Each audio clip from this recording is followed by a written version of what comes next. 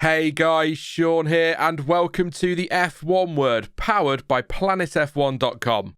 Now, after a winter packed full of talk about Lewis Hamilton's move to Ferrari, it's fair to say things didn't get off to the best of starts in Australia for the 7-time world champion. Out-qualified by his teammate and picking up a solitary point is not a great headline. However, there were clear signs this was coming, and yet we have got the data to show that it wasn't actually all doom and gloom, so let's get stuck into it.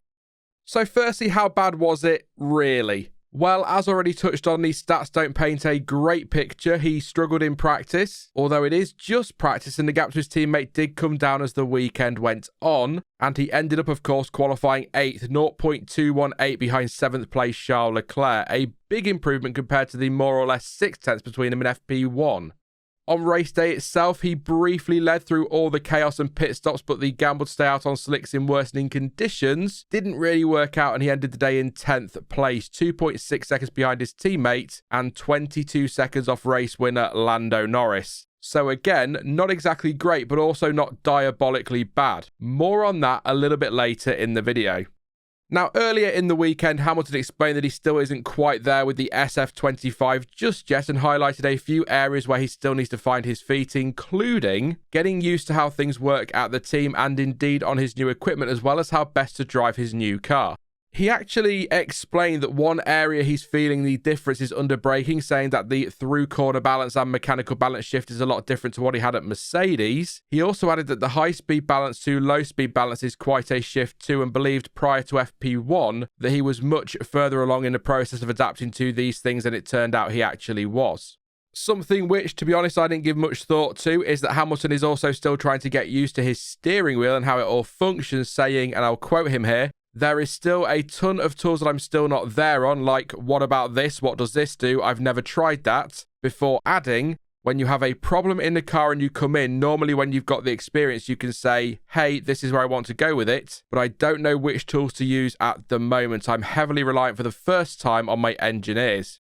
These struggles were expected, I suppose, and it takes time to get up to speed, especially when making such a huge change switching from Mercedes power, something he's been using for his entire F1 career, to Ferrari power. That said, and there'll be those that make this argument, others have moved teams and got up to speed straight away, although, as is always the case, that isn't a one-glove-fits-all situation. Every driver is different and adapts in different ways and at different speeds. Sebastian Vettel, for example, moved from Red Bull to Ferrari and adapted much more quickly than, as I recall, he was given credit for. However, others haven't been so fortunate, and of course, I've got to say, caveat it with this, you can't compare this year's Ferrari to the 2015 Ferrari, or Vettel to Hamilton, or any driver to another driver in different eras of cars. It's silly, but you get the point, and it's a conversation for another day. Anyway, we're talking about Lewis Hamilton's first weekend with the Scuderia, and there was something else he was worried about too. Another huge factor to take into account this weekend was the weather, something the 7-time world champion had already flagged as a potential problem after qualifying. He was concerned that the expected wet conditions on Sunday would put him in an uncomfortable position, especially given his limited experience with his new Ferrari, saying it would be a shock to the system if it did rain, and expressed concerns about the challenge given his lack of understanding with the car, made worse by the fact he'd never driven it in the wet before. "I don't even know where the wet switch is," he said, adding, "I don't know which buttons I need to use tomorrow, so it's all new to me."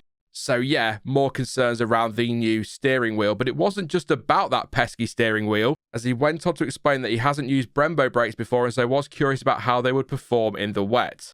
As we now know, it did rain and his predictions and concerns did come true. As I mentioned at the start of this video, he did briefly lead the race and wasn't a million miles away from his teammate come the checkered flag, although that gap is smaller than it was looking at times thanks to the number of safety cars we had. So for example, on lap 34, he was around 19 seconds behind his teammate as the Brit struggled to dispatch Alex Albon's Williams and start moving through the field. So that too doesn't tell the full story.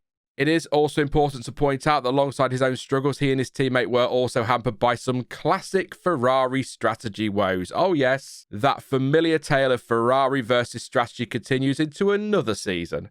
Look, it was a gamble to stay out on slicks as the rain kept falling, and in the moment with the 2 red cars leading the field, it almost looked like it might have turned out to be a good call. However, it quickly became clear they'd fumbled it as the rain just kept coming. "Thought you said it wasn't going to rain much, we just missed a big opportunity there," Hamilton said over team radio. "Understood" was the response from his engineer, which I suppose is better than "we are checking."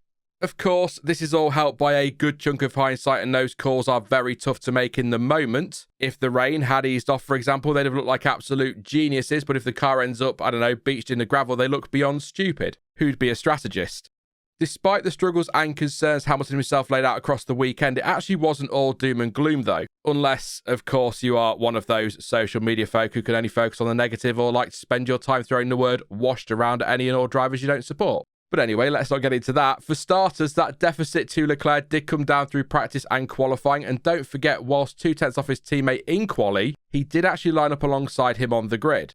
As for race day, a combination of Ferrari delaying that stop to switch to Inters 2 laps later than they should have caused Hamilton to, I suppose, unnecessarily lose positions, and the difficult track conditions prevented Hamilton from picking up a far better result. And according to some data analysis put together by PlanetF1.com's resident data expert Pablo Hidalgo, a link to which you'll find in the description by the way, he could have actually challenged for P4. So with all that in mind, it is understandable why Hamilton was so frustrated over the radio, and why just looking at the race result doesn't necessarily give us the full picture, true of course of almost any race weekend. My final thoughts on Hamilton's first weekend with Ferrari are mixed. I think a lot of people are going to feel that way, and I am not going to jump on the inevitable time to retire bandwagon based on one weekend at an unrepresentative track in difficult conditions in a stop-start race and in his first race with a new team. That would be ridiculous regardless of the experience of any driver. And although a topic for probably a few races' time, that's why I'm not going to start writing off rookies at this stage of the season. That said, it's absolutely true. It wasn't the big sensational superstar debut we've been sold over the winter, so it is understandable why perhaps some people are feeling a little bit deflated about it all. But as I hope I've made clear in this video, it shouldn't really have been a big shock given what Lewis himself has said, and the fact it takes, again, any driver time, some more than others, to adapt to new surroundings and a new car. Everyone is entitled to their opinion, of course they are. Write him off at your peril though. But at the same time, if we are still having these same chats and or the same reasons, or as some might want to scream, excuses are being put out there in a few months' time, maybe it'll be time for a whole different conversation. The point is though, it is early days yet in the season and in Hamilton's Ferrari career, so let's wait and see what the next few races bring before jumping to knee-jerk conclusions. That is it for this one then. And by the way, before I go, this isn't an excuses video. I may well be a Ferrari fan, but that doesn't mean I'm jumping to Hamilton's defense. This is about laying out his concerns from across the weekend and trying to pick out some positives rather than just going down the negative route. But you can let me know what you made of Hamilton's first weekend with Ferrari down in the comments section. And for the latest news, analysis and reaction from the world of Formula One, head on over to planetf1.com. Now, I will be back on Thursday with the Chinese Grand Prix preview. Yes, another race week. 5 races in 6 weeks, actually. What a start to the season. But if you enjoyed this one, then please do leave a like, as it really does help the channel in its never-ending fight with the YouTube algorithm, and consider subscribing so you don't miss any future videos or streams. But as ever, thank you for watching. I've been Sean, this has been the F1 Word, and until next time, goodbye.